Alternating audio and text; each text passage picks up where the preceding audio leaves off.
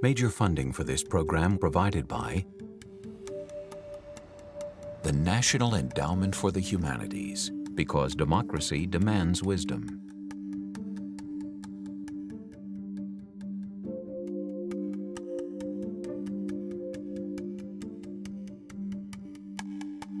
The Robert H. N. Ho Family Foundation.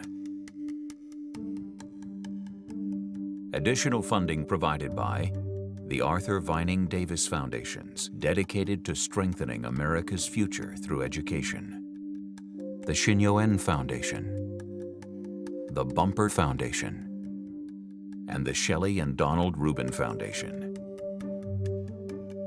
This program was made possible by the Corporation for Public Broadcasting and by contributions to your PBS station from viewers like you. Thank you.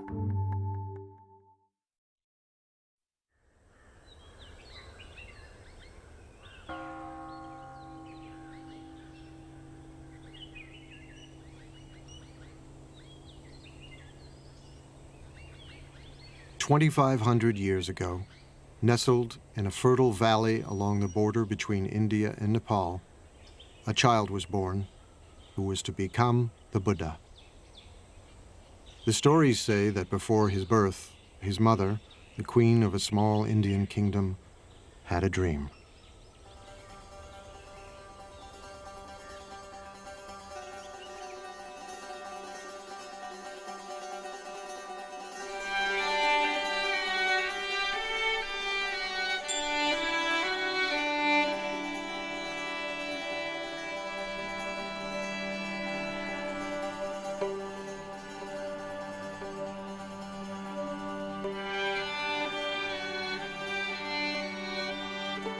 A beautiful white elephant offered the queen a lotus flower and then entered the side of her body.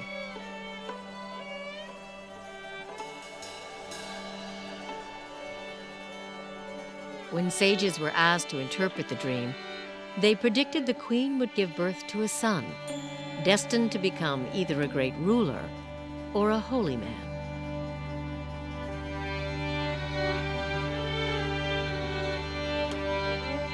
One day, they said, he would either conquer the world or become an enlightened being, the Buddha. People like stories. It is one of the ways we learn. The story of the Buddha's life is an archetypal journey, but it is a means to an end. It is not an end.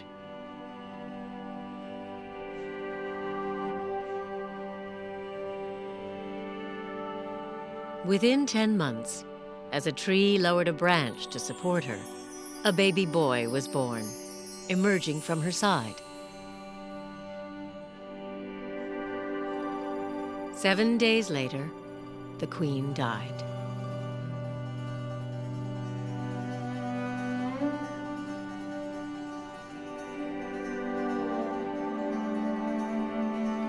The world is filled with pain and sorrow, the Buddha would one day teach. But I have found a serenity, he told his followers, that you can find too.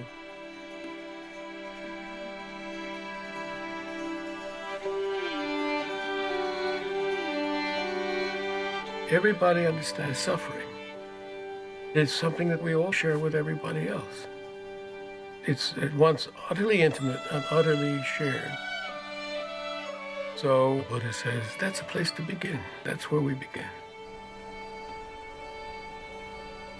No matter what your circumstances, you will end up losing everything you love. You will end up aging. You will end up ill.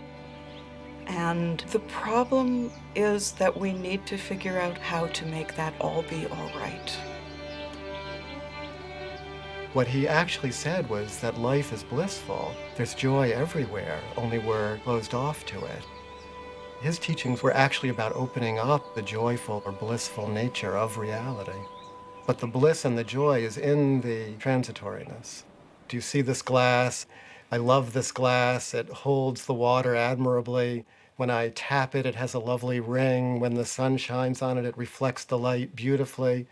But when the wind blows and the glass falls off the shelf and breaks, or if my elbow hits it and it falls to the ground, I say, of course. But when I know that the glass is already broken, every minute with it is precious.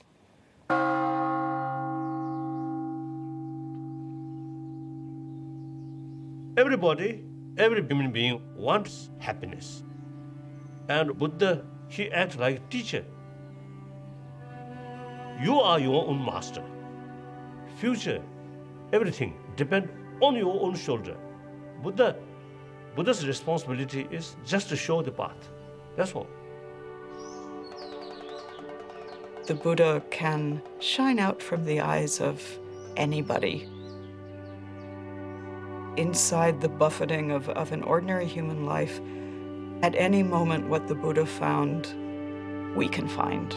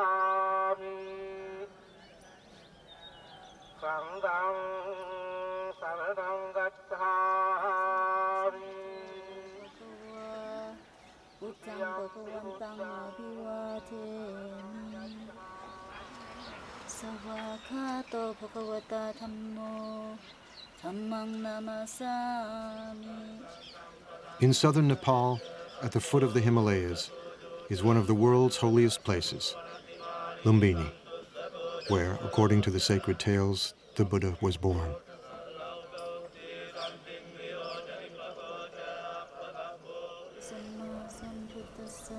Today, Buddhist pilgrims from all over the world make their way here to be in the presence of the sage whose life story is inseparable from centuries of anecdotes and legends.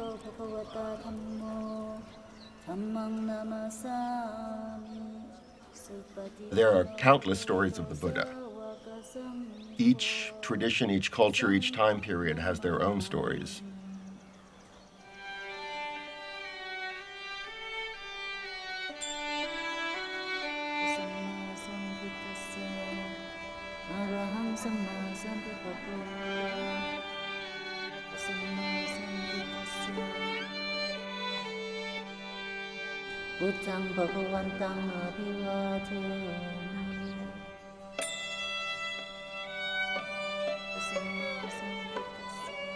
We have lots of visual narratives and artwork from all over Buddhist Asia.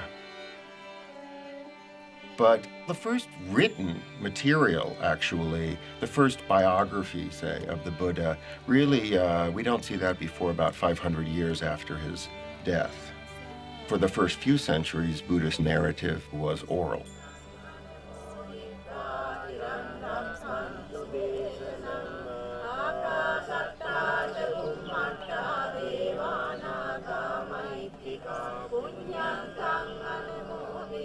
Historically, it is based on something certainly that happened. There must have been someone who corresponded with Gautama Buddha, who we don't know.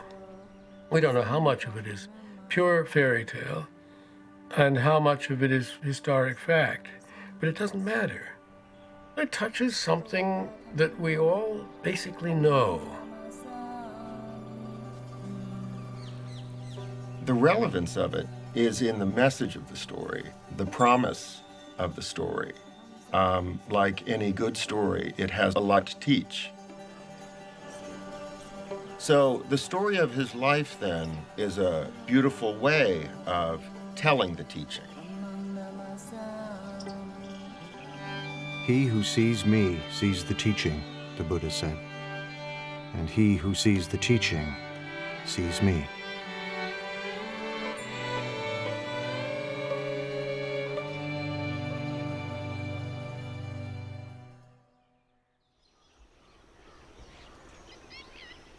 Born some 500 years before the birth of Jesus, the Buddha would grow to manhood in a town vanished long ago. For nearly 3 decades, he would see nothing of the world beyond.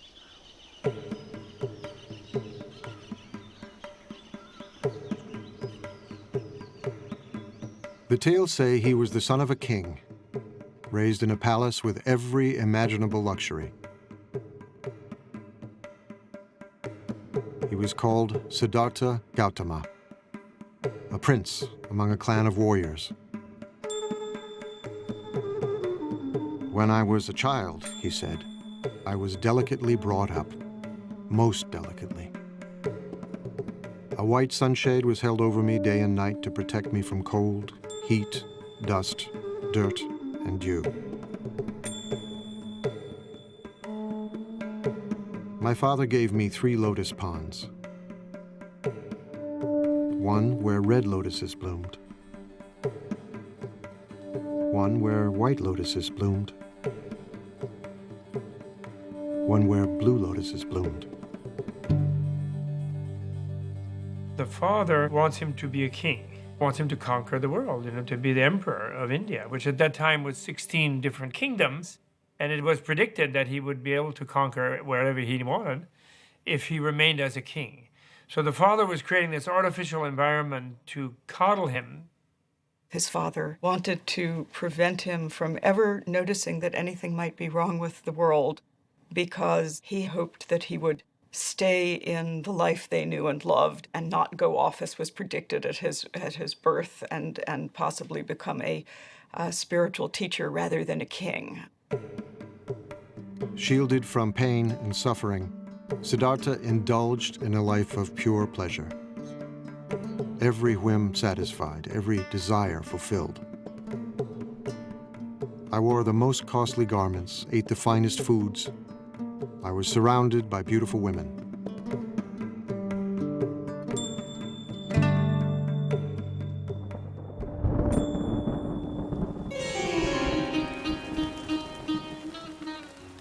During the rainy season, I stayed in my palace, where I was entertained by musicians and dancing girls. I never even thought of leaving.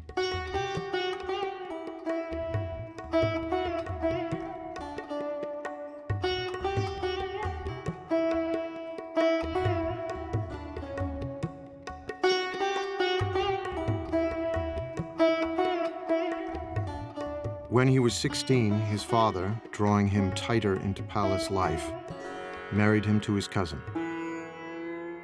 It wasn't long before they fell in love. He was totally in love with her. There is a story that on their honeymoon, which was about 10 years long, at one time they rolled off the roof that they were making love on while in union, and they fell down but landed in a bed of lotuses and lilies and didn't notice they had fallen.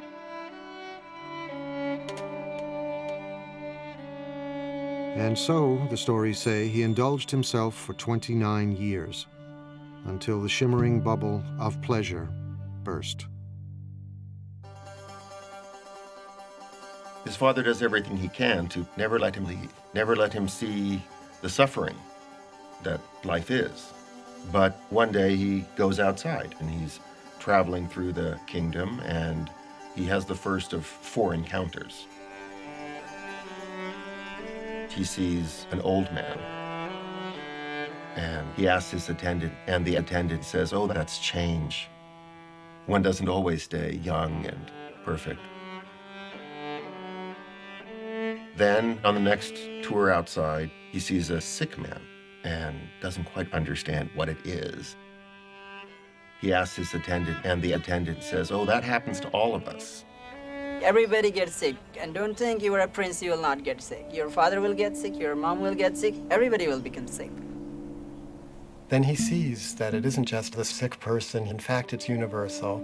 And something is stimulated inside of him, so he keeps getting the chariot driver to take him out. And he sees, horror after horror.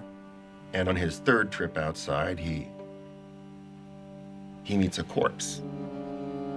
And he recognizes impermanence and suffering and death as the real state of things, the world that he had been protected from, shielded from, kept from seeing. And he was shocked. He was shocked. And he realized, this is my fate too. I will also become old. I will also become ill. I will also die. How do I deal with these things? These are universal questions in any human being's life. What it's like to be in a body inside of time and our fate, and how do we navigate that? It really is a tale of the transformation from a certain naive, innocent relationship to your own life to wanting to know the full story, wanting to know the full truth. And then the fourth trip outside, he sees a spiritual seeker, someone who has decided to live a life completely other than his life in order to escape from impermanence, suffering, and death. So he has this sort of traumatic encounter with the pain and suffering of life. We try to protect our children. We don't want to let our children see all the pain that's in the world. But at a very early age, at a time before he could remember anything, at a time before there was conceptual thought, he already suffered the worst kind of loss that one could suffer. Suddenly and mysteriously, his mother died when he was a week old. So something tragic happened, right at the beginning. That might be what it takes to become a Buddha, is that you have to suffer on such a primitive level.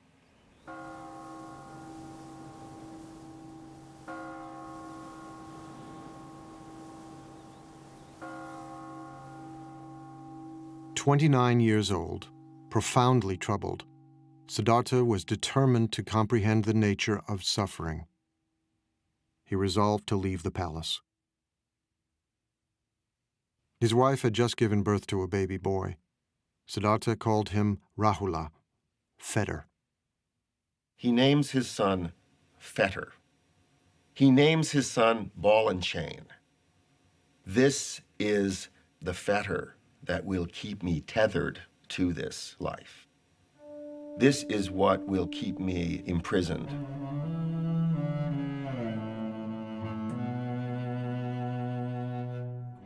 Late one summer evening, Siddhartha went into his wife's room.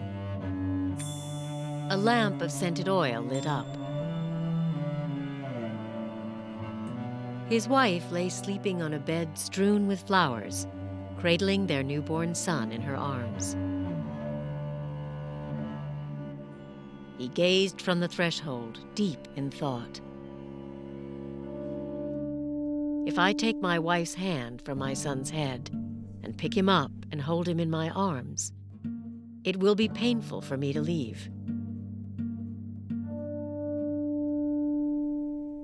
He turned away and climbed down to the palace courtyard. His beloved horse, Kantaka, was waiting. As he rode toward the city's northern wall, he leapt high into the air. Mara, the tempter god of desire, was waiting. You are destined, Mara told him, to rule a great empire. Go back, and worldly power will be yours.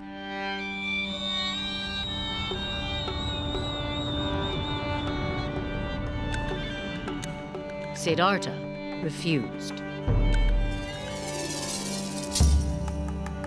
He left grief and probably absolute puzzlement and dismay in the hearts of wife, in the infant son who was innocent and yet was suddenly fatherless, and of course his own father. But there is no knowledge won without sacrifice.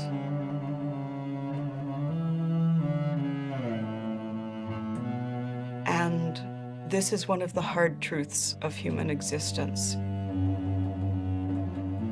In order to gain anything, you must first lose everything.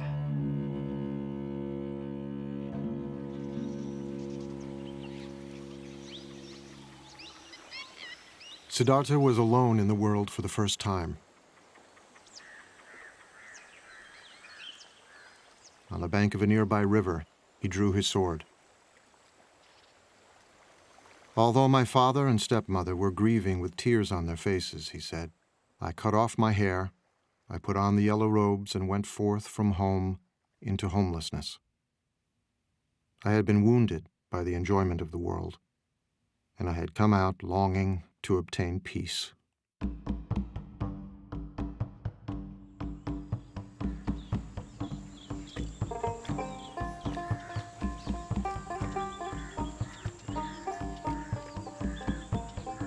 Siddhartha wandered south toward the holy Ganges River. Once a great prince, now he became a beggar, surviving on the charity of strangers.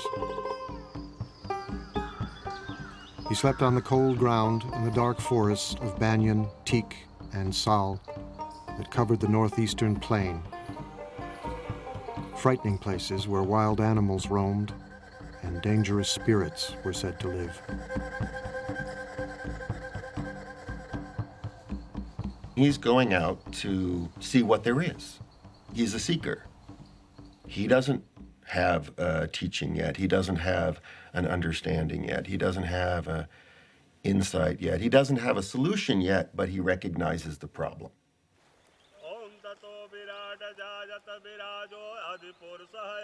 Siddhartha could not expect help from the religion of the time, the ancient Vedic religion, steeped in ceremony and ritual.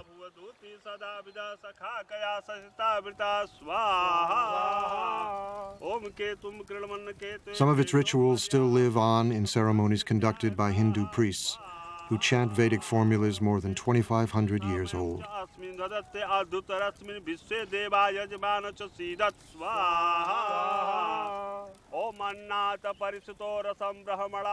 ये जब यहाँ पे सभ्यता का विकास हुआ, आज के करीब हजारों वर्ष पहले, ये जो हम पूजा करते हैं, अपने यज्ञ के विधान से हम अपने देवता और ग्रहों की जो उपासना करते हैं, उससे ये जो संसार में जितने भी प्राणी हैं, उनको सुख प्रदान करते हैं और आध्यात्मिक शांति प्रदान करते हैं.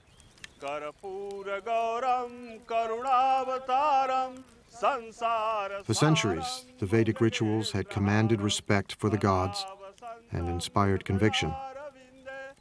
But by Siddhartha's time, the rituals no longer spoke to the spiritual needs of many Indians, leaving a spiritual vacuum and a sense of foreboding. The gods become less important than the rituals themselves. It's a period of great unrest. It's a period of social upheaval, social change. Cities were growing, generating new wealth and spiritual hunger. As one ancient voice cried out in despair, "The oceans have dried up, mountains have crumbled, the pole star is shaken, the earth founders, the gods perish. I'm like a frog in a dry well." A lot of people aren't satisfied with the religion that they grew up in. And when Prince Siddhartha decides to give up his life, he's doing something that lots of other people were doing. Siddhartha joined thousands of searchers like himself, renunciants, men and even a few women who had renounced the world, embracing poverty and celibacy, living on the edge, just as spiritual seekers still do in India today.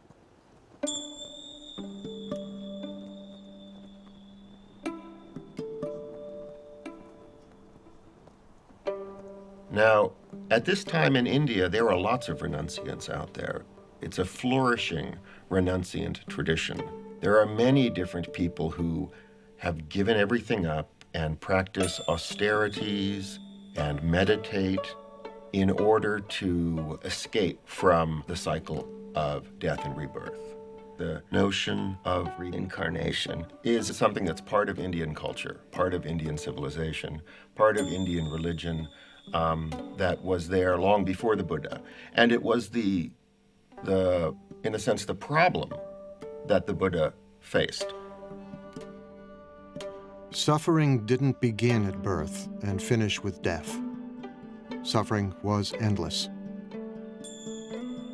Unless it was possible to find a way out, become enlightened, become a Buddha.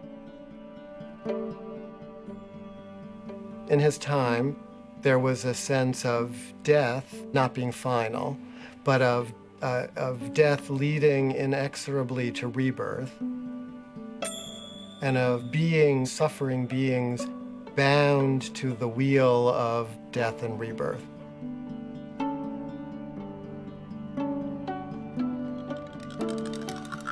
It is said that Siddhartha had lived many lives before this one. As countless animals,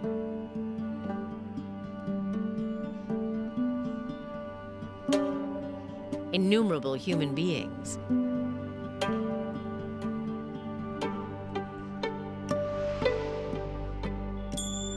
and even gods. Across 4 incalculable ages, the sacred texts say, and many eons, experiencing life in all its different forms.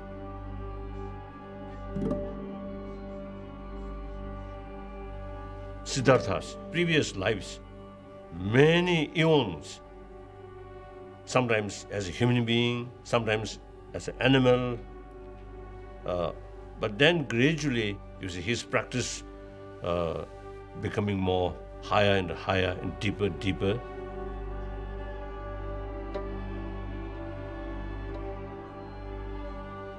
The idea is from life to life to progress more and more toward the enlightenment and become wiser and wiser. Some beings will stubbornly insist on their ignorance and their egotism, and they will charge ahead, grabbing and eating what they can in front of themselves and being dissatisfied, but thinking that the next bite will do it. And they will die and be reborn, infinite times. It could take them, billion lifetimes if they're very stubborn, And becoming a Buddha, becoming enlightened, is the only way of getting out of the continual cycle of death and rebirth. Now, rebirth here isn't the popular notion that, my past life I was Cleopatra floating down the Nile or Napoleon. It's as if every life is going through junior high school again, over and over and over.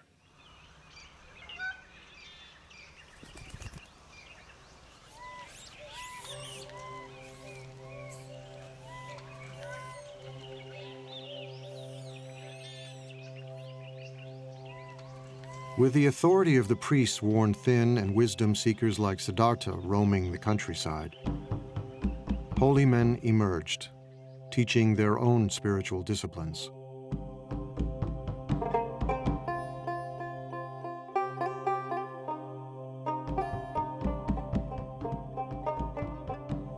Siddhartha apprenticed himself to one of them, a celebrated guru who taught that true knowledge could never come from ritual practice alone. It was necessary to look within. "You may stay here with me," the guru told him. "A wise person can soon dwell in his teacher's knowledge and experience it directly for himself." Siddhartha set himself to learn the rigorous practices the guru prescribed. The teachers of the time are already teaching forms of yoga and meditation, teaching that the self-reflective capacity of the mind can be put to use to tame the mind, to tame the passions. That was already established in India. And there were probably so many schools of yoga and meditation in those days, just as there are now.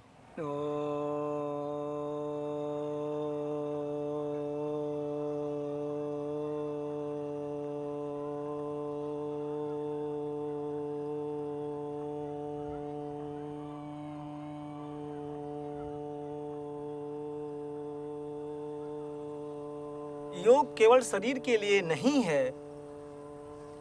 शरीर के लिए तो अपने आप स्वाभाविक रूप से लाभ मिलता ही है।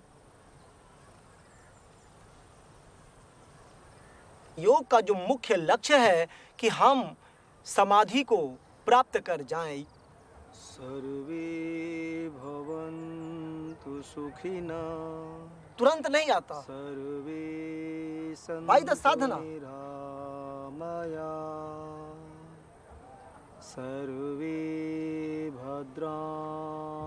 Although yoga appears to focus on controlling the body, it is in fact an ancient spiritual discipline, a form of meditation, harnessing the energies of the body to tame the mind.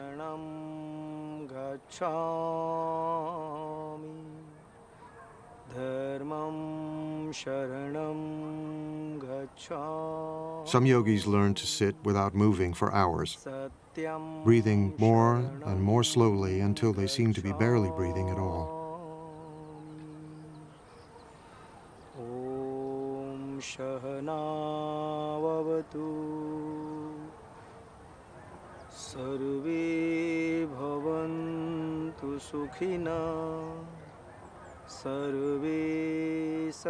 All kinds of trance states are possible through meditation. If you hold the mind, if you concentrate the mind on a single object, be it a word or a candle flame or a sound, it's possible to transport the mind into all kinds of interesting places.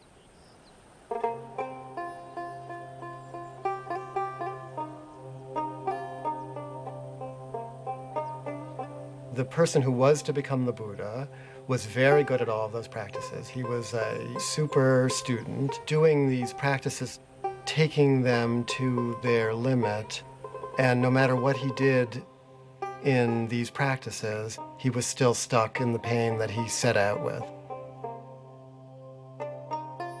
He ascends to these very rarefied states of consciousness, but it's not permanent. And it does not bring penetrating truth into the nature of reality. So these become a temporary escape from the problem of existence, but they don't solve the problem.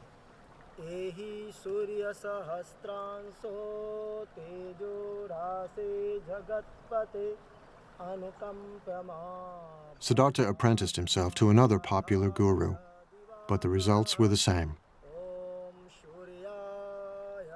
The thought occurred to me, he said later, this practice does not lead to direct knowledge, to deeper awareness. Disenchanted, he left this master too.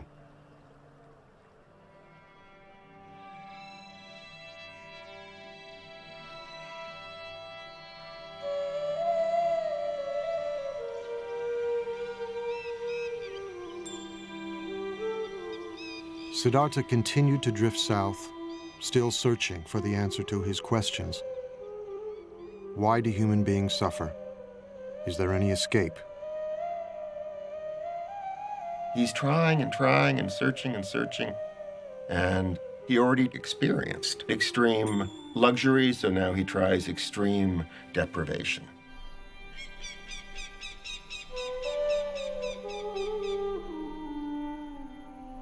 Among the renunciants, asceticism was a common spiritual practice, punishing the body as a way to attain serenity and wisdom.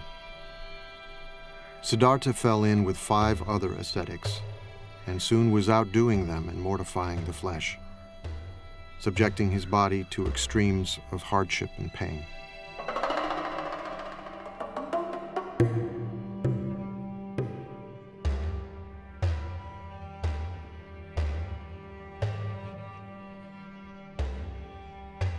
The body represents a fundamental problem.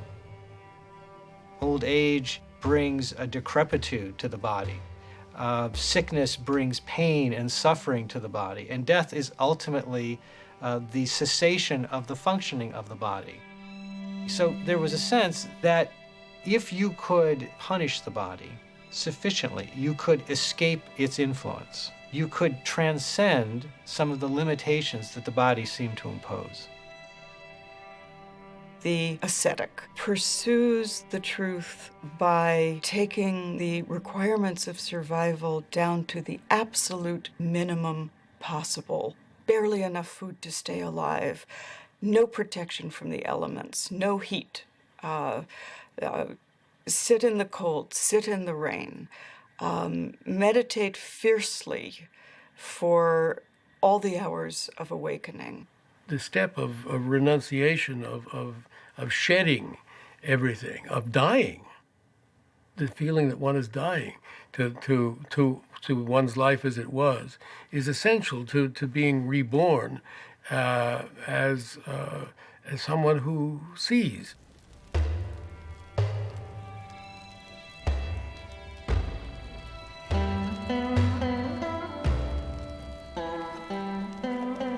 Ascetics can still be seen in India, firm in the belief that by subduing the flesh, they can gain spiritual power.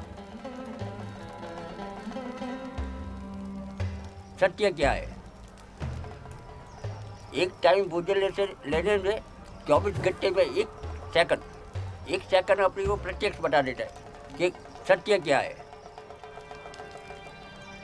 हाँ, छोड़ दिया दुराचार, तोला बंद. इसलिए सोचता हूँ कि हर चीज मोह नहीं रखता. ये मार्ग जो आगे बढ़ने के लिए इसमें मैं मोह नहीं रखता. मोह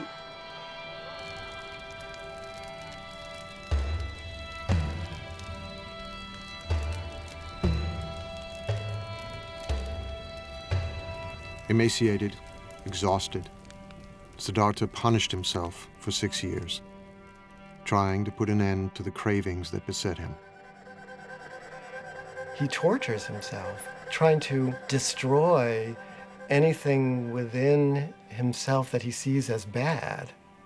The spiritual traditions of that time said you can be liberated if you eliminate everything that's human, everything that's coarse and vulgar, every bit of anger, every bit of desire. If you wipe that out with force of will, then you can go into some kind of transcendental state. And the Buddha tried all that, and he became, the most anorectic of the anorectic ascetics. He was eating 1 grain of rice per day. He was drinking his own urine. He was standing on 1 foot. He was sleeping on nails. He did it all to the utmost.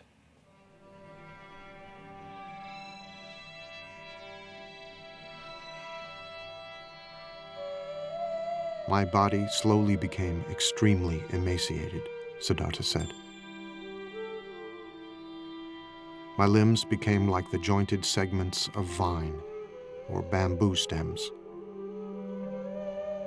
My spine stood out like a string of beads. My ribs jutted out like the jutting rafters of an old abandoned building. The gleam of my eyes appeared to be sunk deep in my eye sockets, like the gleam of water deep in a well. My scalp shriveled and withered like a green bitter gourd, shriveled and withered in the heat and wind.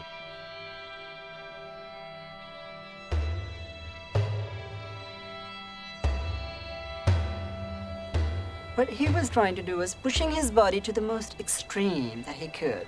But then he realized that from that, he cannot gain what he wants. Trying to torture the body becomes too much. The whole attention is given to the body, nothing else.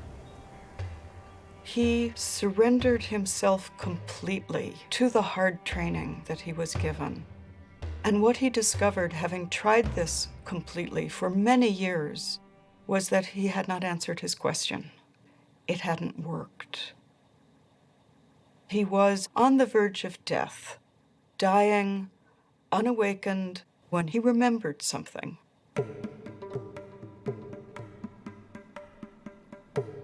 He remembered a day when he was young and sat by the river with his father, and the perfection of the world as it was simply gave itself to him. Years before, when Siddhartha was a small boy, his father, the king, had taken him to a spring planting festival.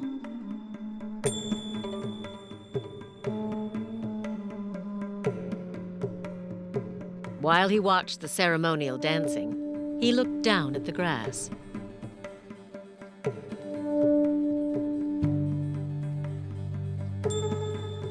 He thought about the insects and their eggs, destroyed as the field was planted. He was overwhelmed with sadness. One great taproot of Buddhism is compassion, which is the deep affection that we feel for everything because we're all in it together, be it other human beings, other animals, the planet as a whole, the creatures of this planet, the trees and rivers of this planet. Everything is connected.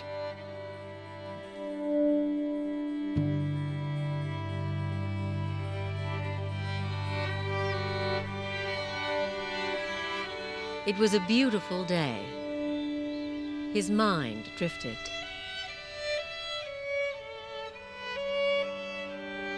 As if by instinct, he crossed his legs in the yoga pose of meditation.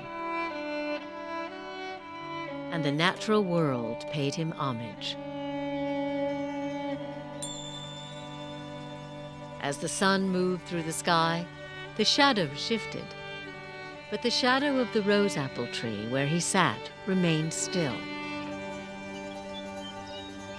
He felt a sense of pure joy. The joy that he found is in the world that is already broken. It's in this transitory world that we're all a part of. And the fabric of this world, despite the fact that it can seem so horrible, the underlying fabric of this world actually is that joy that he recovered. That was his great insight.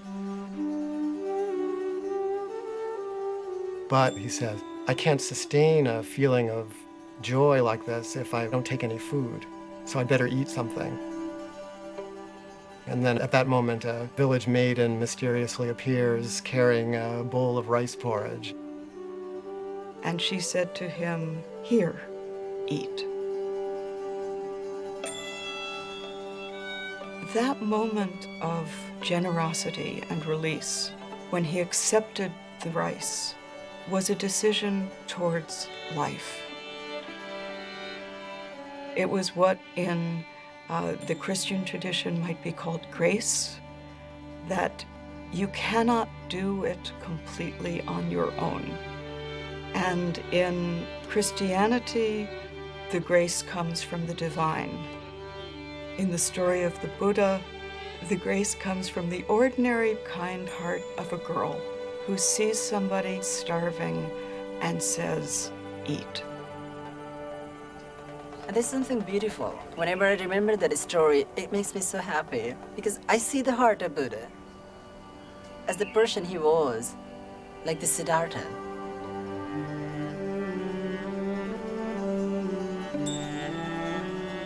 This dish was the dish he used to be fed by his stepmother, rice pudding.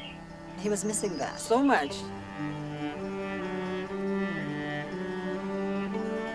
And then he remembered maybe further and further, and he remembered about his wife, about his son, and the deepest emotions that he had suppressed. They overpowered. They came up. They were still there. He had a feeling of missing. He had a feeling of seeing his son, and a feeling of being near his loved ones. They were so powerful. Oh, this must have soaked his whole entire being. He was actually an utter failure. He had been clinging to the path of asceticism, and when he took the food, what followed was a return of his original question. Life is painful. Life involves change. This is still a problem. The problem didn't disappear.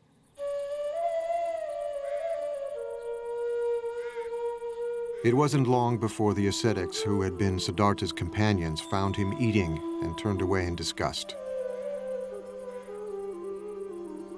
Siddhartha loves luxury, they said. He has forsaken his spiritual practice. He has become extravagant. But the man who will become the Buddha realizes that extreme deprivation isn't the way to go. We can live as normal human beings. We can eat and drink. And in fact, we kind of need to eat and drink and be normal human beings in order to break through, in order to attain the kind of realization that he was looking for.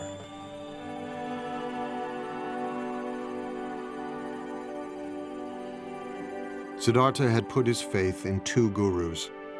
They hadn't helped him. He'd punished his mind and body. That had almost killed him. Now, he knew what he must do. To find the answer to his questions, he would look within and trust himself.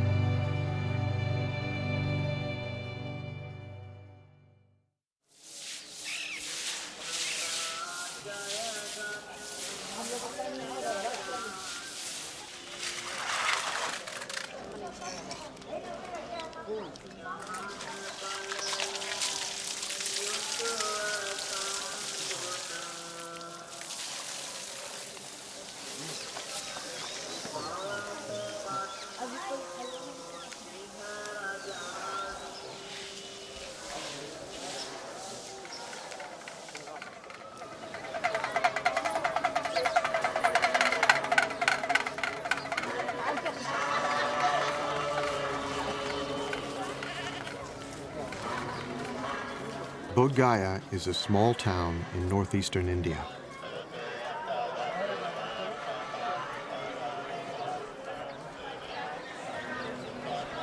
Throngs of pilgrims have come here from all over the world for more than 16 centuries.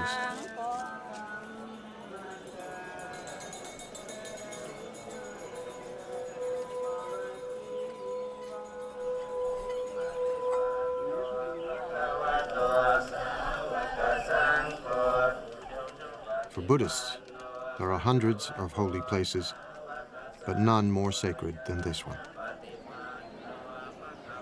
Bodh Gaya is the sacred point from which the Buddhist faith radiates.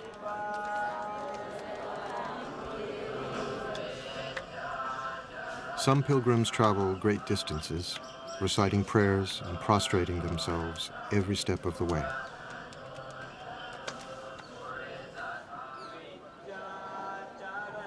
It is their Mecca and Jerusalem.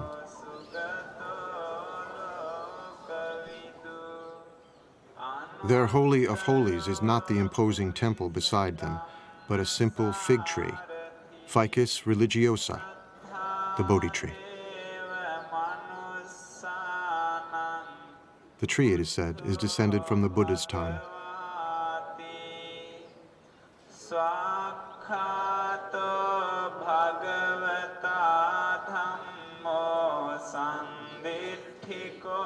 Every pilgrim knows the story of how Siddhartha, after accepting the rice milk from the young girl, put aside the rags he was wearing, bathed himself in a nearby river, and strengthened, sat down in the shade of the Bodhi tree and began to meditate.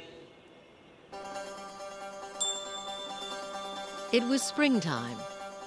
The moon was full. Before the sun would rise, Siddhartha's long search would be over.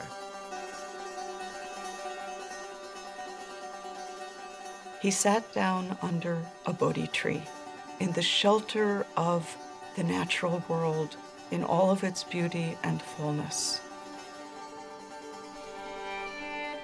And he said, "I will not move from this place until I have solved my problem. Let my skin and sinews and bones dry up, together with all the flesh and blood of my body," he said. "I welcome it. But I will not move from this spot until I have attained the supreme and final wisdom." All at once, Mara, Lord of Desire, rose to challenge him.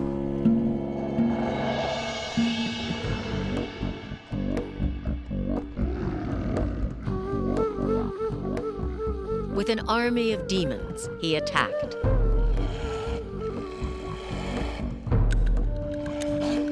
Siddhartha did not move, and their weapons turned into flowers.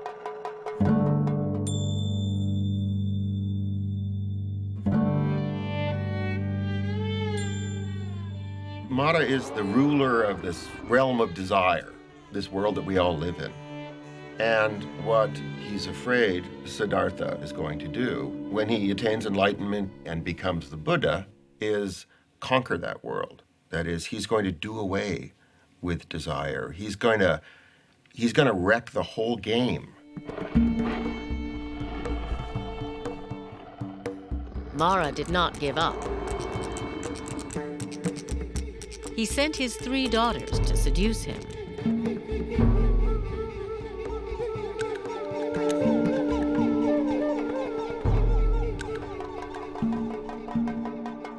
Siddhartha remained still. When he faces Mara, he faces himself and his own destructive capacity. But he's not the warrior trying to do battle with those qualities.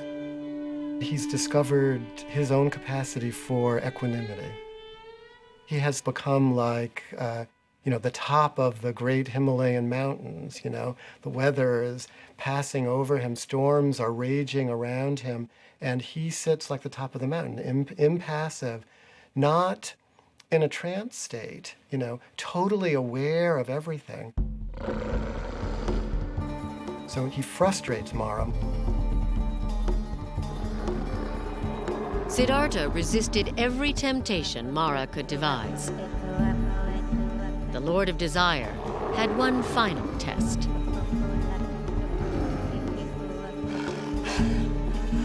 He demanded to know who would testify that Siddhartha was worthy of attaining ultimate wisdom, and his demon army rose up to support him.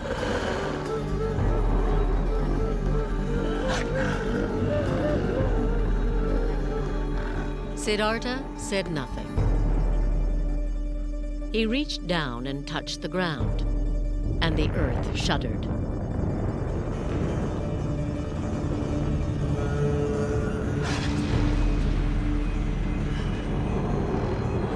Mara's demons fled.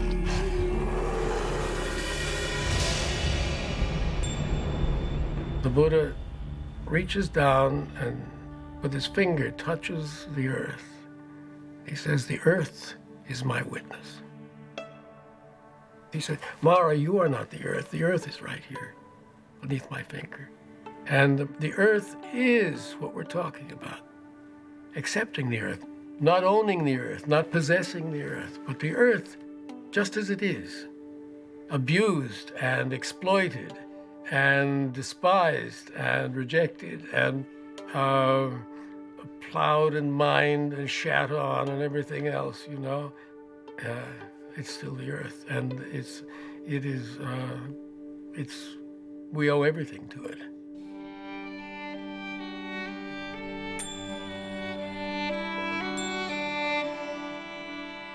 Siddhartha meditated throughout the night. And all his former lives passed before him.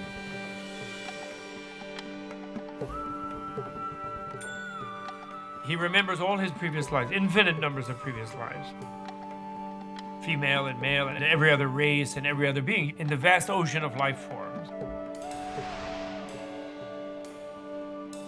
And he remembered that all viscerally, so that means his awareness expanded to be all, so that all the moments of the past were completely present to him.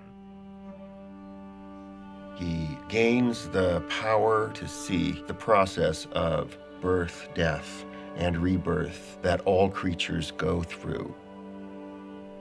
He's given this sort of cosmic vision of the workings of the entire universe.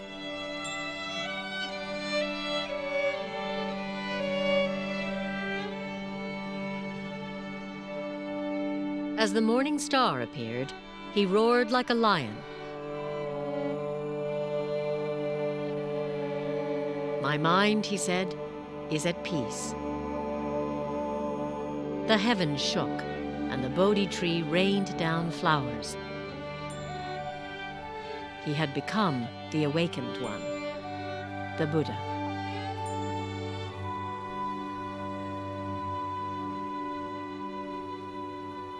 Something new opens up for him, which he calls nirvana, or which he calls awakening.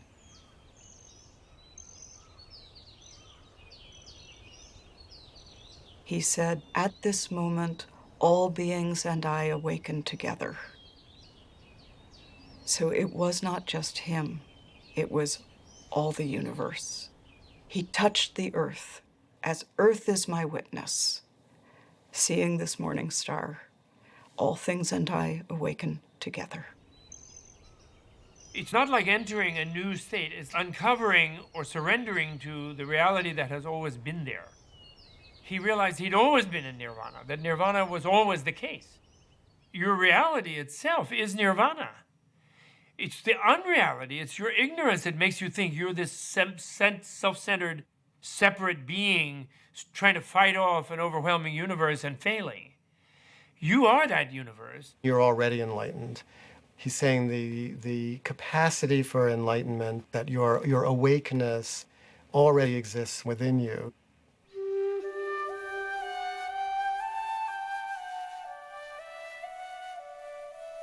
Nirvana is this moment seen directly. There is nowhere else than here.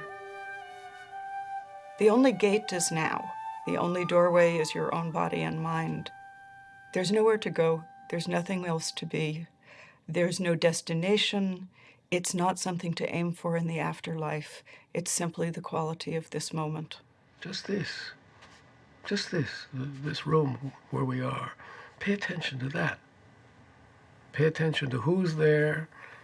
Pay attention to what isn't known there. Pay attention to what is known there. Pay attention to what everyone is thinking and feeling, what you're doing there, and pay attention. Pay attention.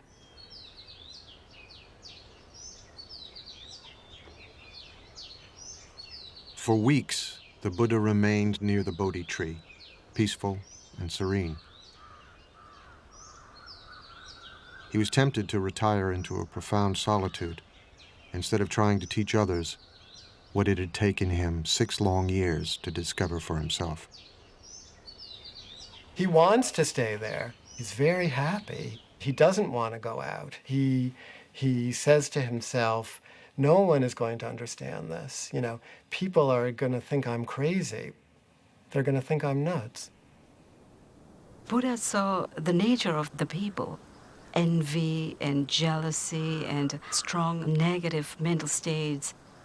All the people in the world, they are like the fishes wriggling in the very shallow water. So Buddha, he himself, afraid to teach the people.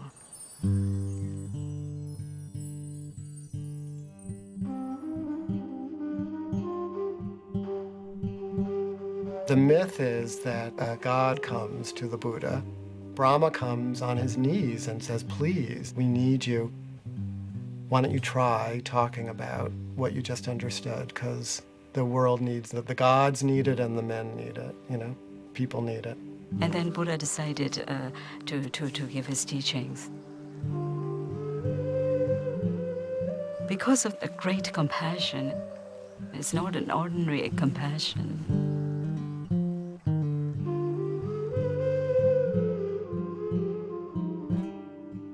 When you feel the feelings of others, you automatically don't want them to feel bad. You feel the feeling of your hand, you don't put it in the oven. I mean, you're not being compassionate to your hand, you just feel the pain, so you're not going to put it there. So you feel others' pain, you're going to do your best to help them alleviate it. When somebody becomes enlightened, something blooms in his heart. It's like a flower blooms, and it cannot hold the fragrance. It has to naturally release. So it's like he naturally had to release his radiance. He has to share this joy that was in his heart.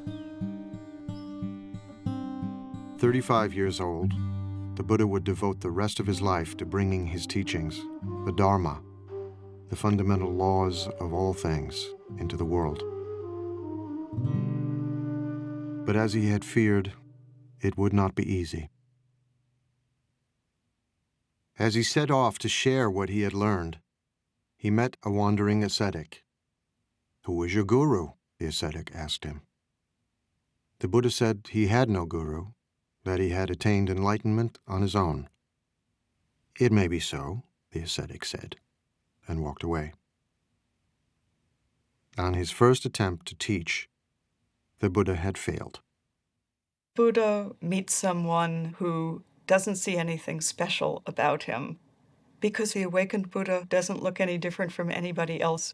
He is ordinary. Buddhism is not about being special. Buddhism is about being ordinary. And it is not about the continual exudation of bliss. It is about walking a normal human life with normal human beings, doing normal human things. And this reminds you that you yourself might be a Buddha at this moment. The person you're looking at might be one. It's an interesting practice. Just each person you see as you walk down the street, Buddha, Buddha, Buddha, Buddha, Buddha.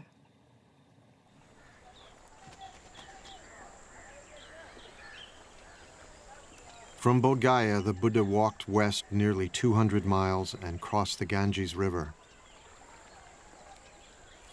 He was still searching for a way to explain to others what he feared was unexplainable, the path to the enlightenment he himself had experienced.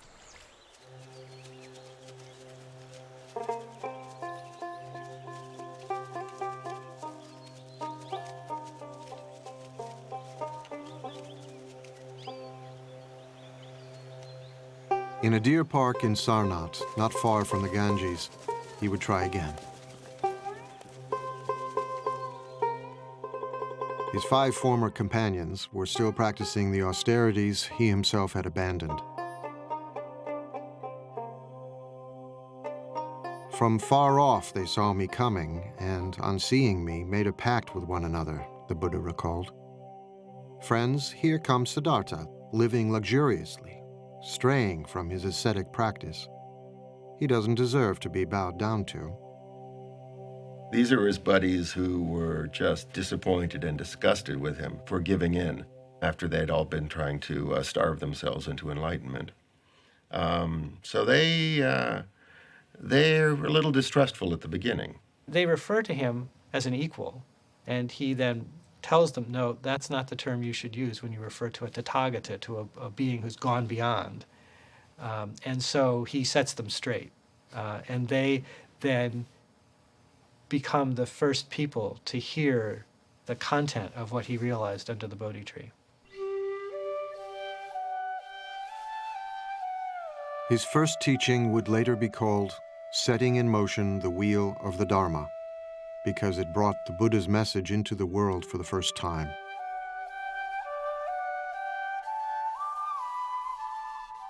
He did not propound a dogma. Instead, he spoke from his own experience, out of his own heart. He had known the abandon of the sensualist and the rigors of the ascetic. Now, he would disavow both of them. The Buddha said, I've discovered a new way, and it's not the path of asceticism, and it's not the path of sensory indulgence. It's the middle way. What the Buddha was always doing was saying everything needs to be balanced. So, the middle way was always balancing between, excesses on this side, excesses on the other side.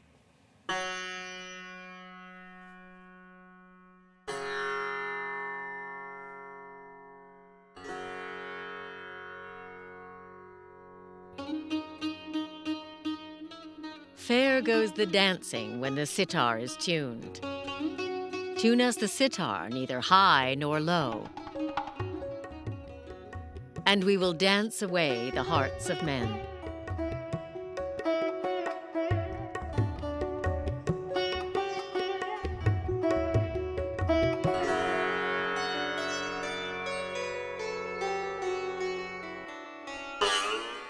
But the string too tight breaks, and the music dies.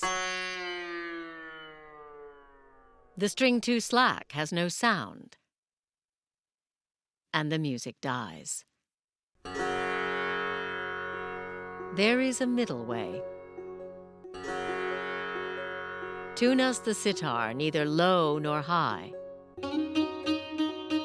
and we will dance away the hearts of men.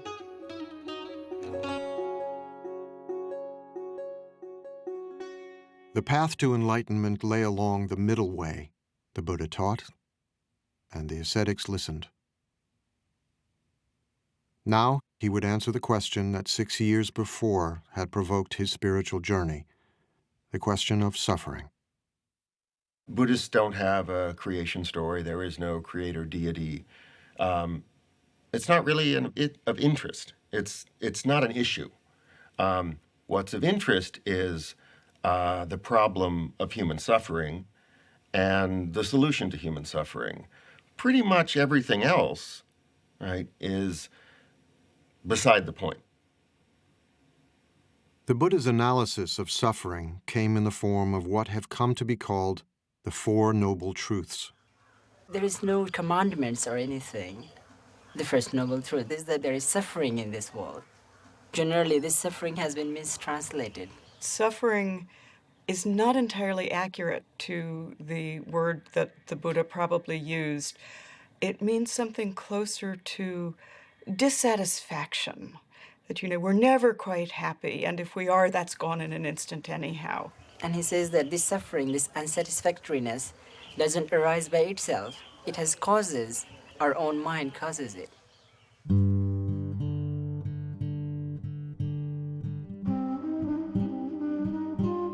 While the second noble truth asserts that suffering has a cause, the third noble truth makes an astonishing claim. You really can be free of suffering by understanding the cause of suffering. Nobody tells you that. And so that was a huge announcement. The problem, Buddha taught, is desire. How to live with the confused and entangling desires of our own minds. People often misunderstand Buddhism as saying, in order to wipe out suffering, you have to wipe out desire. If that was what the Buddha was saying, then where does the desire for enlightenment fit in? The Buddha is saying, be smart about your desires. Desire must be there. Without desire, how can lead our life? Without desire, how can achieve Buddhahood? Strong desire to become Buddha. But desire to harmful, that bad. With the fourth and final noble truth, the Buddha laid out a series of instructions for his disciples to follow, a way of leading the mind to enlightenment called the Noble Eightfold Path, the cultivation of moral discipline, mindfulness, and wisdom. They are, as I like to think of them, a set of possible recipes that you can try on your own life and see which one makes the best soup. The Buddha didn't speak for long, but when he was finished, the 5 skeptical ascetics had been won over. They became his first disciples. Word quickly spread of the sage teaching in the deer park at Sarnath. Hundreds came to hear him and became disciples too. Many were wealthy merchants or their sons, living just 5 miles away in a thriving trading center on the Ganges, the holy city of Benares.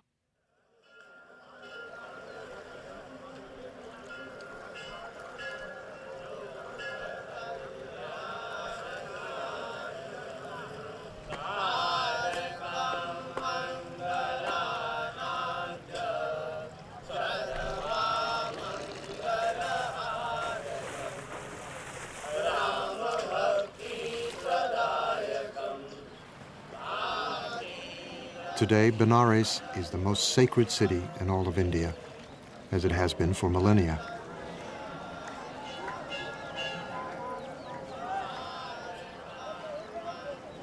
Even before the time of the Buddha, pilgrims came here to worship their gods and bathe in the holy river of heaven.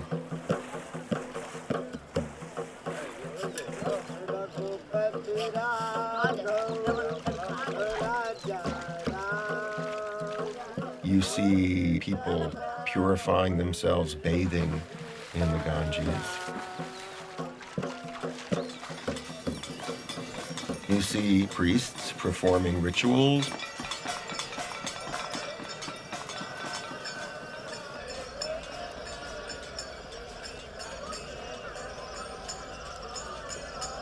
You see corpses, because that's the best place to end one's life. So you see going on there a great range of religious activity, and much of it of the type that does go back to the Buddha's time.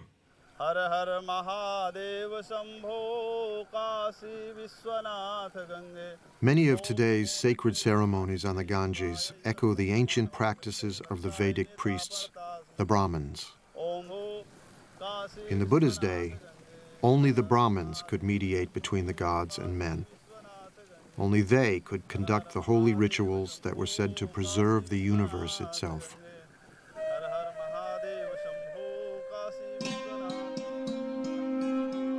The Brahmin priests stood at the pinnacle of a rigid social hierarchy, a sacred system of caste.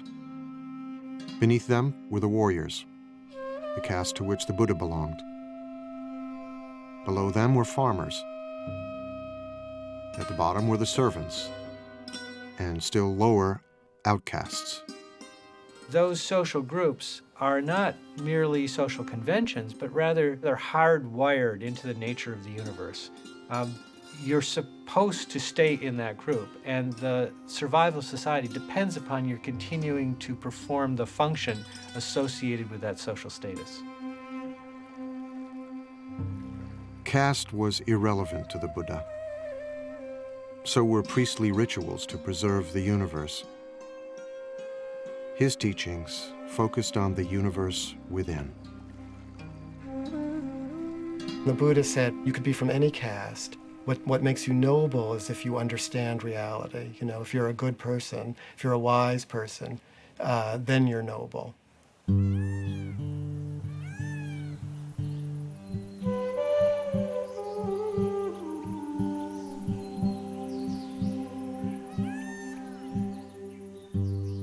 In time, a devoted gathering of monks formed around the Buddha at Sarnath, near the Ganges.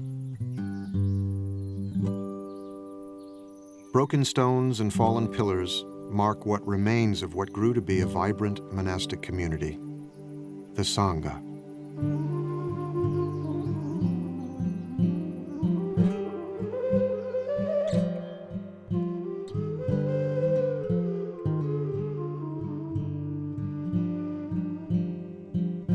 It took the Buddha many, many years to find his way, but he didn't want it to be so hard for people.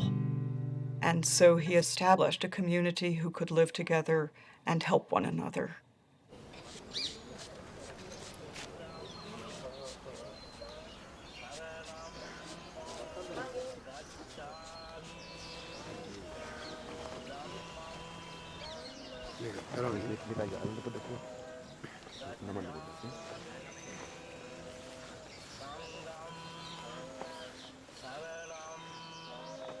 In a ceremony evoking the beginning of the Buddha's own spiritual journey, fledgling monks of all ages say goodbye to their families and homes and join the Sangha. Gacchami dutiyampi dhammam saranam gacchami. I go to the refuge of the Buddha, I go to the refuge of the Dhamma, and I go to the refuge of the Sangha. Sanghang saranang gacchami. The Sangha is an embodiment of Buddha's experiential wisdom. What happens if people practice this thing? Are they truly happy or not? Are they joyful or not? So I think Buddha wanted to also leave a perfect example of his teaching, an alive teaching, a teaching that walks, a teaching that can talk, a teaching that can laugh. So I would say Sangha is just like a living example of Buddha's teaching.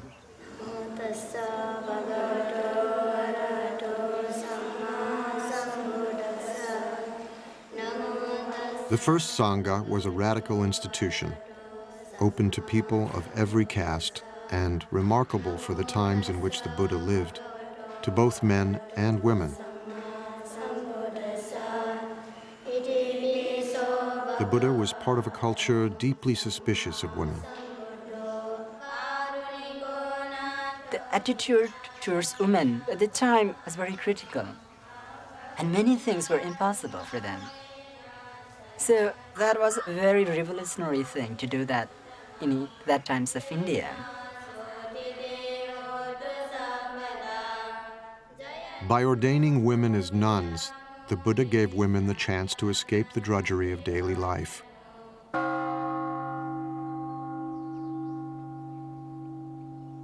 Life was so hard for most women that entering the Sangha was a liberation, as we know from their ecstatic, heart-rending poems.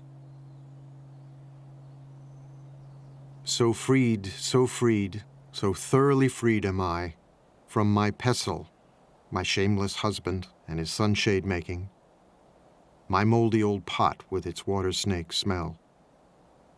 Aversion and passion I cut with a chop. Having come to the foot of a tree, I meditate, absorbed in the bliss.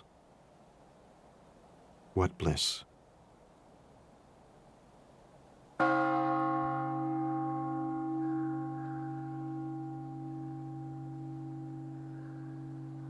Bliss, nirvana, the Buddha taught, could be found in the fleeting moment through the practice of meditation. The Buddha showed his followers how to come to terms with their own roiling thoughts and desires by paying attention to them, by becoming aware, becoming mindful. As an ancient poem counsels, like an archer, an arrow, the wise man steadies his trembling mind, a fickle and restless weapon. Many times our mind is not peaceful enough. So we realize that perhaps we need to understand more about mind itself and how to balance the emotions, how to balance our mind and try to cultivate more happiness. The difficulties come from within. One experiences unexpected things from one's mind.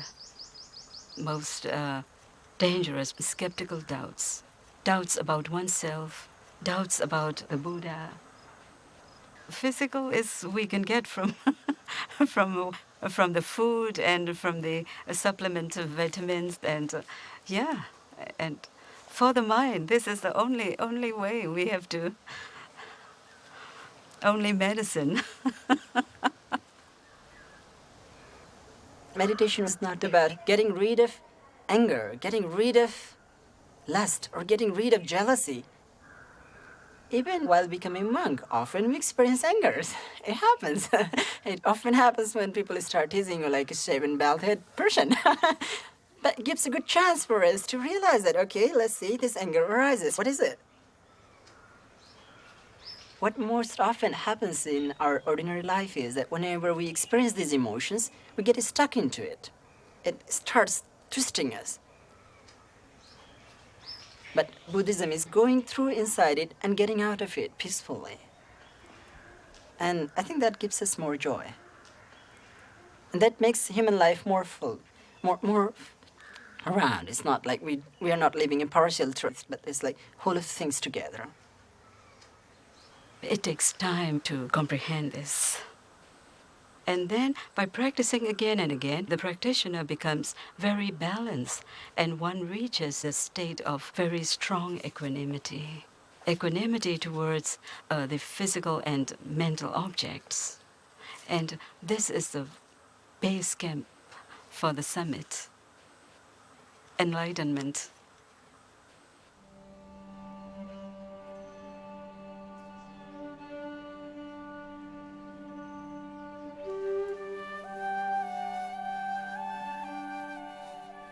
After washing my feet, a disciple said, I watched the water going down the drain.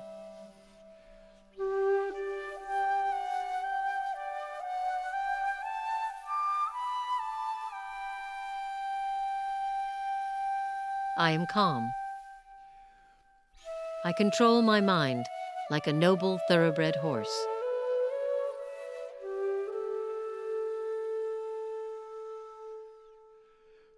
Taking a lamp, I enter my cell. Thinking of sleep, I sit on my bed. I touch the wick, the lamp goes out. Nirvana. My mind is freed.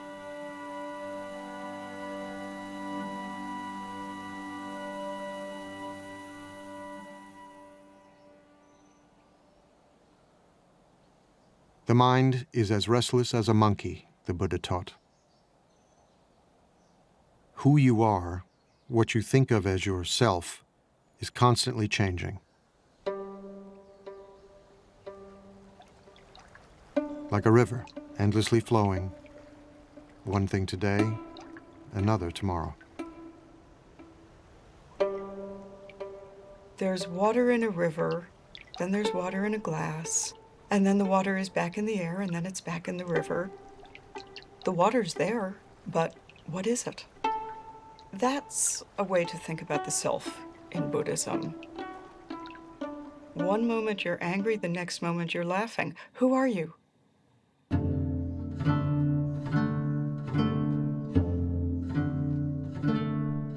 A seed becomes a plant.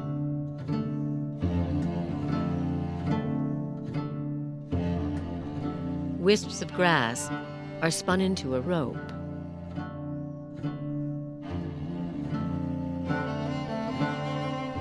A trickling stream turns into a river.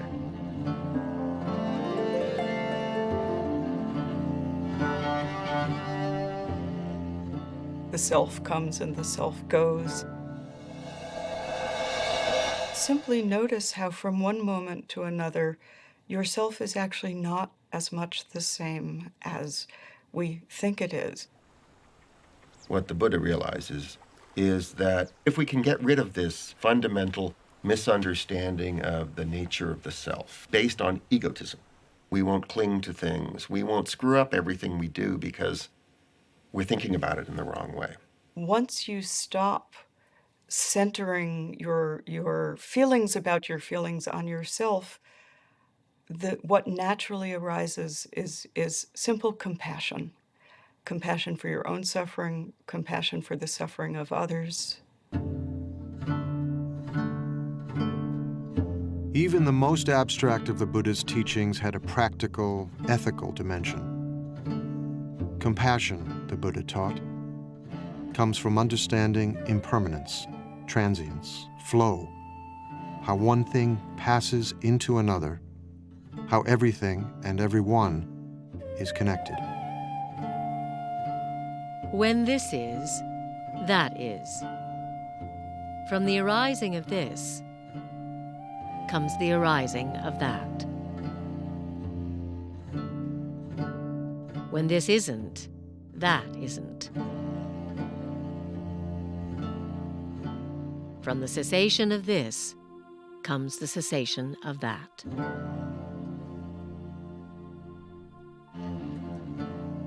This is always connected to that. Everything is connected to everything else. You never live by yourself. You live always within a family, a society, a culture. You constantly interact with other people all the time. So our happiness depends on their happiness as well. How can we be happy if we are the only one happy in just an island of happiness within an ocean of misery? Of course, that's not possible. Compassion stirred the Buddha to send his monks out into the community. Sworn to chastity and poverty, they wandered the roads, bringing the Buddha's teachings into the world.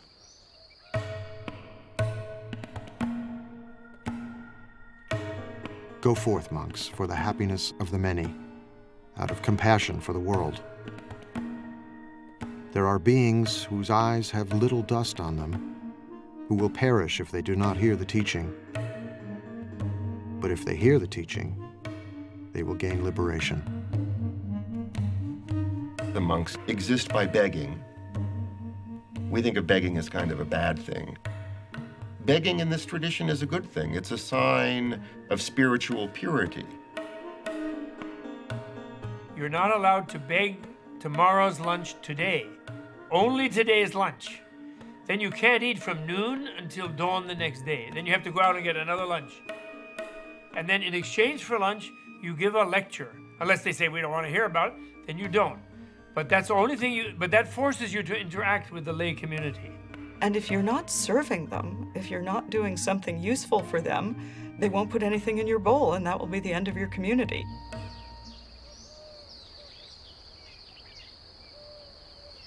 The Buddha himself wandered across northeast India, teaching and gathering new disciples everywhere he went.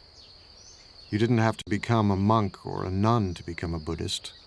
The Buddha's teachings were for everyone.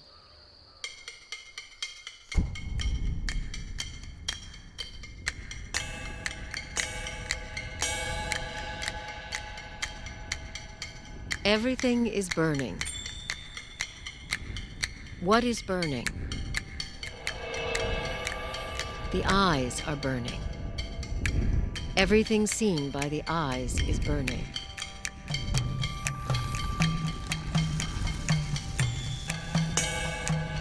The ears are burning. What is burning? Everything heard by the ears is burning.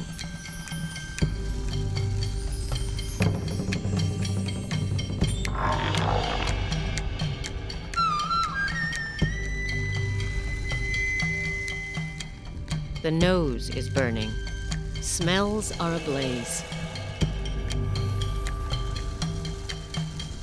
The tongue is burning. Tastes are ablaze. The body is burning. The mind is burning. We're on fire. We may not know it, but we're on fire, and we have to put that fire out. We're burning with desire, right? We're burning with craving. Everything about us is out of control. The Buddha goes on to talk about the three poisons: greed and anger and ignorance, and how the three poisons are what is making the fire. And the way out of doing this is not to deny the three poisons, but to recognize that if you turn them round, you come to their opposites. Instead of greed, you have generosity. Instead of anger, you have compassion. And instead of ignorance, you have wisdom.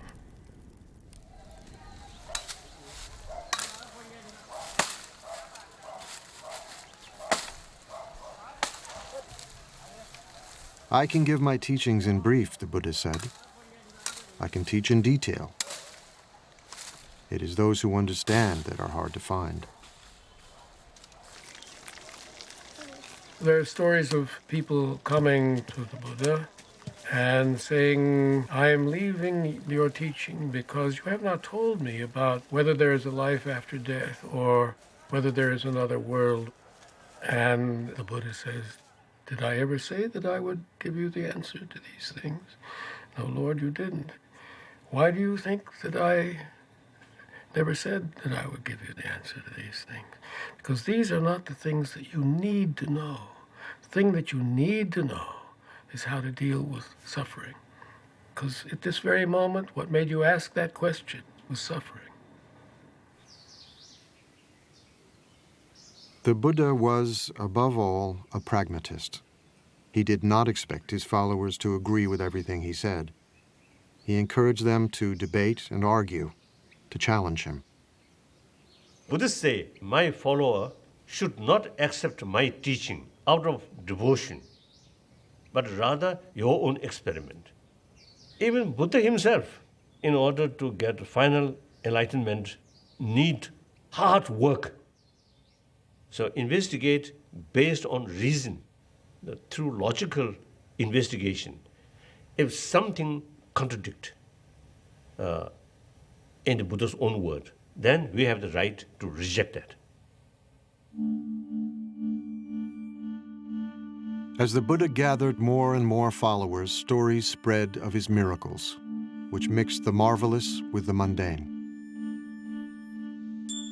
One story tells how 500 pieces of firewood split at the Buddha's command.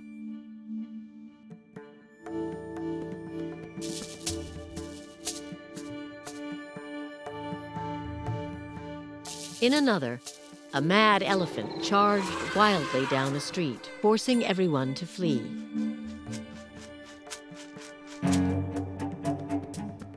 Only the Buddha remained, quietly waiting. The elephant, overcome by the Buddha's radiant kindness, knelt before him,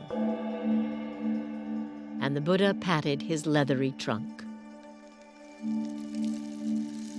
What is the meaning of miracle? Miracle is something unexpected. I think 100 years ago, jumbo jets or some of these really computers or these, I think in their eye, this is something miracle.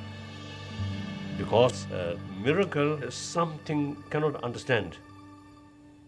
So now, I think within this century, we may find some new ideas or new facts. So far, we spend all our energy and time for research on matter, not internal world. This skull, small space, but a lot of mysterious things still there. The great field of knowledge is as tiny as the Earth is in the universe. I mean, it's a speck. And the universe is what we don't know, and it will always be that way. However much we find out, it will still be that way, because the unknown is vastly, it's unspeakably greater than anything we will ever know.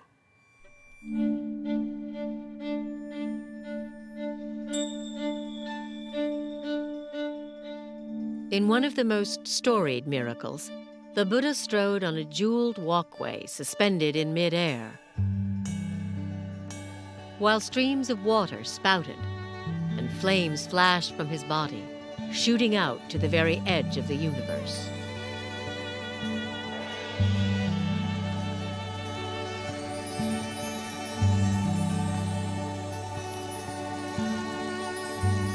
And as the Buddha sat on a lotus flower giving his teachings, he replicated himself, filling the sky with multitudes of Buddhas for all to see and wonder.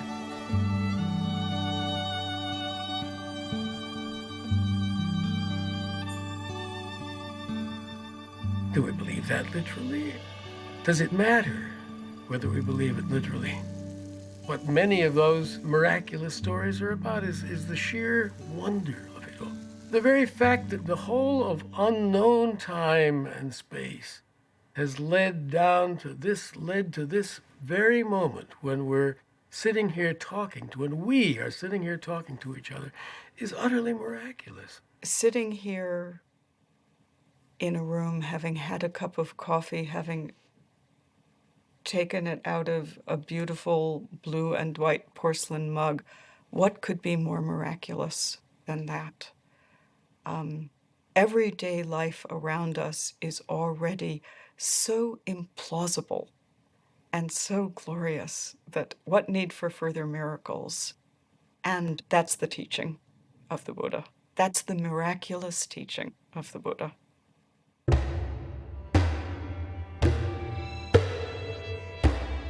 Violence, the Buddha taught, always leads to more violence. To the slayer comes a slayer. To the conqueror comes a conqueror. He who plunders is plundered in turn. War was endemic in the Buddha's age, ravaging northeast India again and again. Although kings and their ministers sought his counsel, the Buddha offered no grand political vision. he was powerless to stop the killing and the fighting.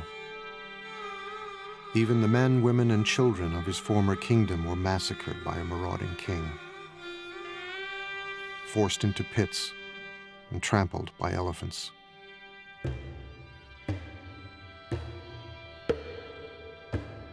It was said that the Buddha received the news in silence. Hundreds of them killed. So that day, Buddha was sad.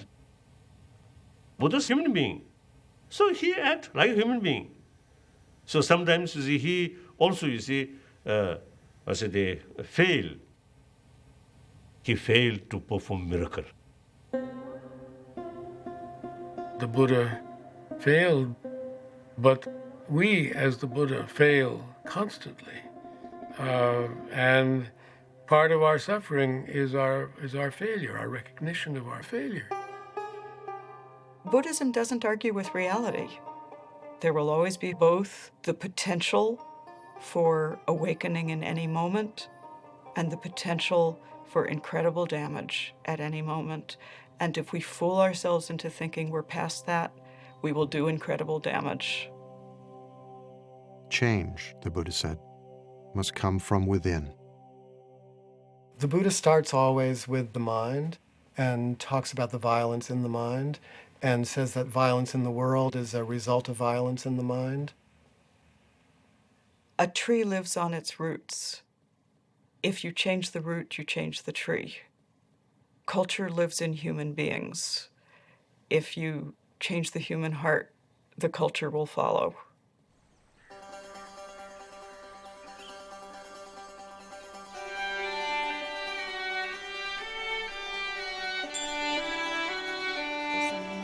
For decades, the Buddha shared his teachings all across northeastern India. Let all beings be happy, he taught, weak or strong, great or small. Let us cherish all creatures as a mother her only child. Barefoot in his robes, he was still walking the roads when he was 80, but old age was upon him. His back hurt, his stomach was often in pain. I am old, worn out, he told a trusted disciple, like a dilapidated cart held together with thin straps. The world is so sweet, he said, that he could understand wanting to live for at least another century. But he was frail and exhausted.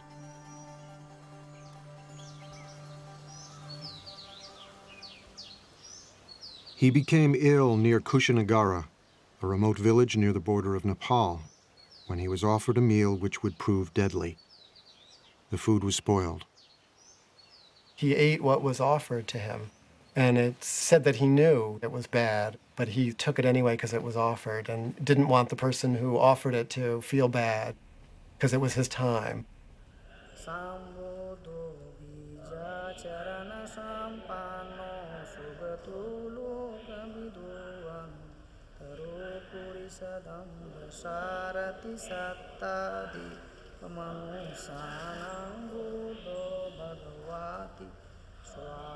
Today, Kushinagara is revered by pilgrims as the place where the Buddha finally left the world.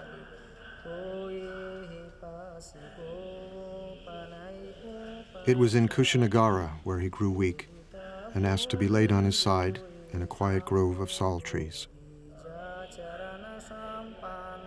As he neared the end, his disciples began to weep, stricken with grief.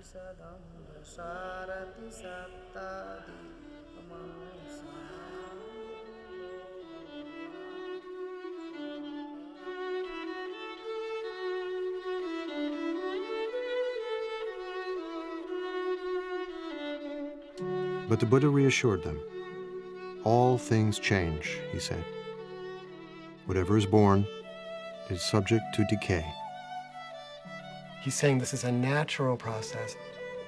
He tells his disciples, use this time, use the energy here, even this, for your own awakening.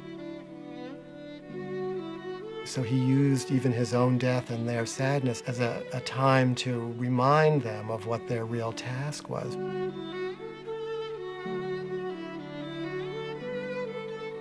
What he's actually doing is inviting those who are close to him into the experience. I don't think the Buddha's teaching in any way argues against grief or sadness or loss. The teachings, if they make any sense, have to make sense in ordinary circumstances, in ordinary lives. And in ordinary lives, we grieve when we lose. We grieve. When it hurts, we say, ouch.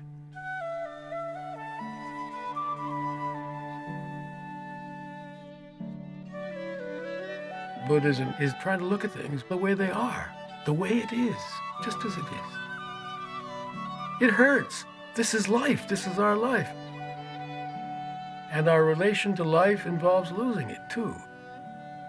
You don't get beyond these things. You don't get beyond them. It's all right to feel what human beings feel. And we are not supposed to turn into rocks or trees when we practice Buddhism.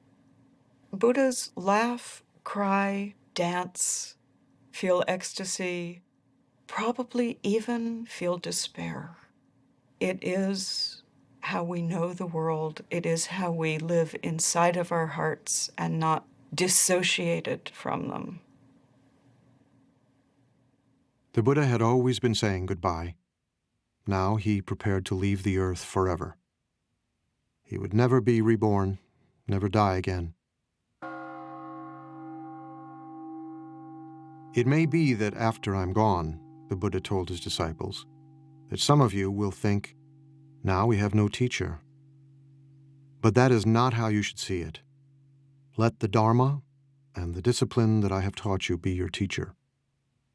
All individual things pass away. Strive on, untiringly. These were the Buddha's last words.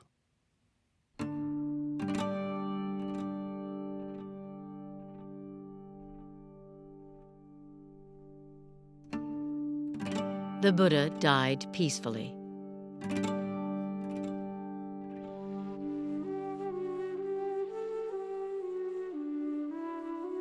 His head was pointed to the north, his face to the west.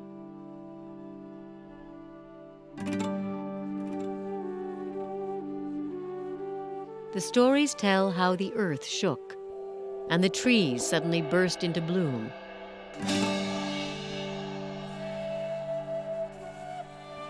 Their petals falling gently on his still body, falling out of reverence.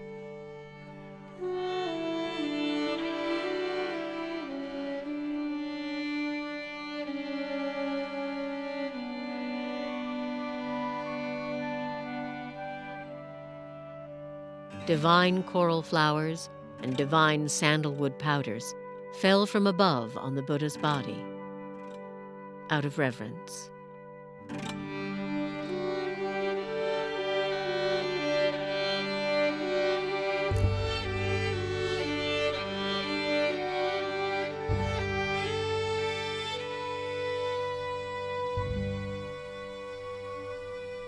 His disciples were quite upset. What are we going to do without our teacher? We will be lost without our teacher. But his instruction was so simple and so clear. I am not your light. I am not your authority. You've been with me a long time now. Be your own light.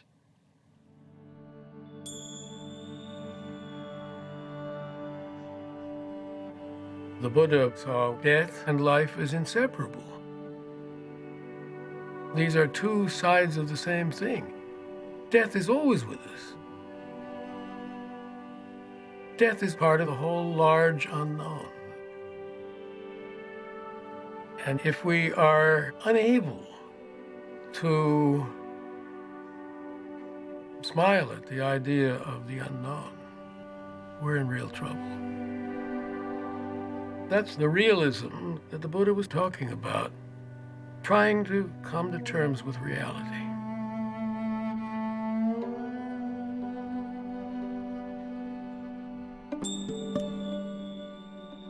When he was 29 and still Prince Siddhartha, the Buddha had left his wife, child, and family to try and understand the nature of suffering.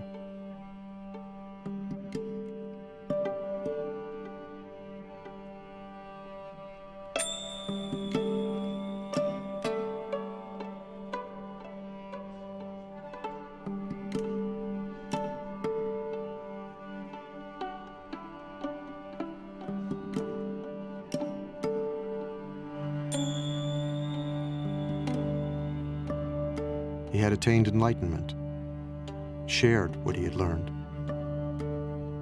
and left a path for others to follow.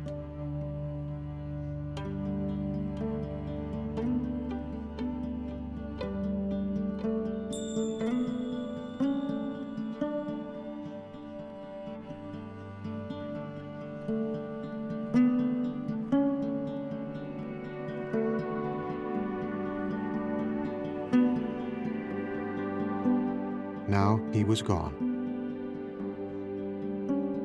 But before he died, he had asked his followers to remember him by making pilgrimage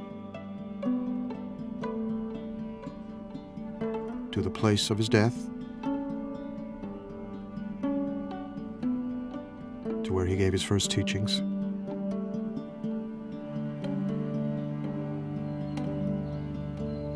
where he achieved enlightenment,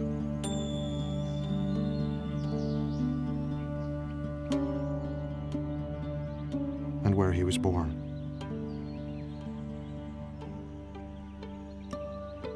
Those 4 places mark out a sacred biography.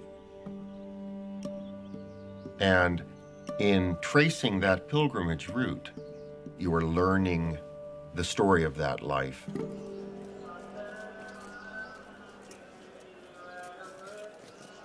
At places of pilgrimage, temples were built, images were installed, and relics were enshrined.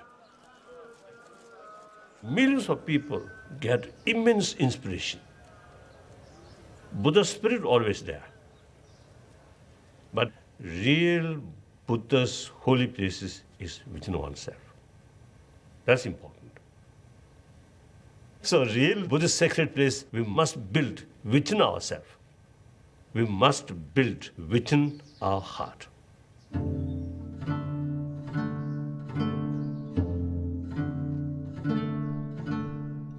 Although the Buddha had predicted that his teachings, like everything else, would in time disappear, Buddhism flourished in India for 1,500 years, spread into Sri Lanka, Central and Southeast Asia, Tibet, China, Korea, Japan, and in the 20th century, to Europe and the Americas, adapting different forms and shapes wherever it took root, attracting many millions of men and women who practiced the Buddha's teachings both within and outside the monastic community.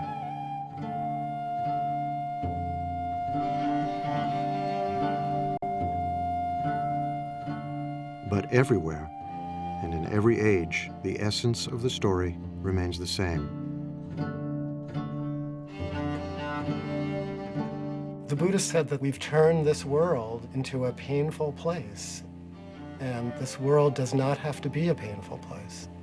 This world can be a world inhabited by Buddhas. But it's up to each one of us to turn ourselves into a Buddha. That's the work. If the Buddha is not you, finally the Buddha is of no interest to you. The Buddha is of such interest to you because you are the Buddha. Every sentient being, even insect, have Buddha nature, the seed of Buddha. That's the seed of enlightenment. So therefore, there is no reason to believe some sentient being cannot become Buddha. So like that. I know that there are supposed to be preserved footprints of the Buddha, which are kept in one of the sacred places in India or Nepal. And you can stand in them. And if you stand in them, maybe you realize, 10 toes, me too.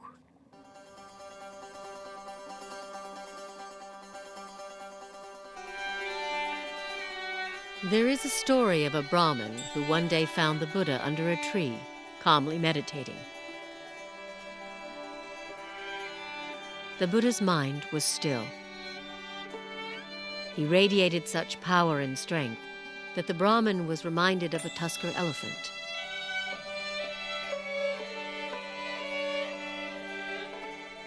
The Brahmin asked him who he was. Imagine a lotus that had begun life underwater, the Buddha replied.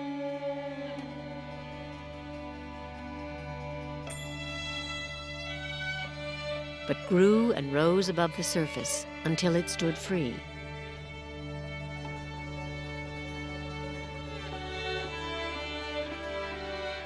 So I too have transcended the world and attained the supreme enlightenment.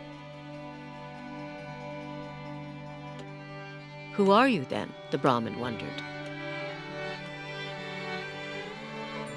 Remember me, the Buddha said, as the one who woke up.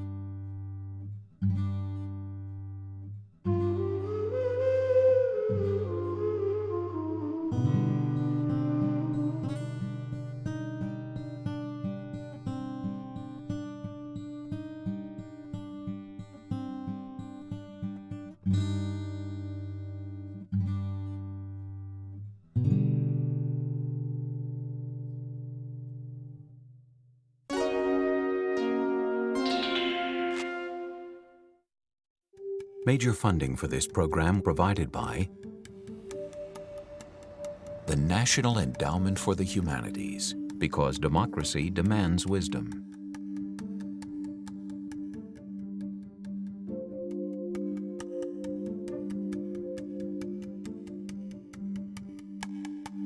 The Robert H. N. Ho Family Foundation. Additional funding provided by the Arthur Vining Davis Foundations, dedicated to strengthening America's future through education. The Shin Yo-en Foundation, the Bumper Foundation, and the Shelley and Donald Rubin Foundation. This program was made possible by the Corporation for Public Broadcasting and by contributions to your PBS station from viewers like you. Thank you.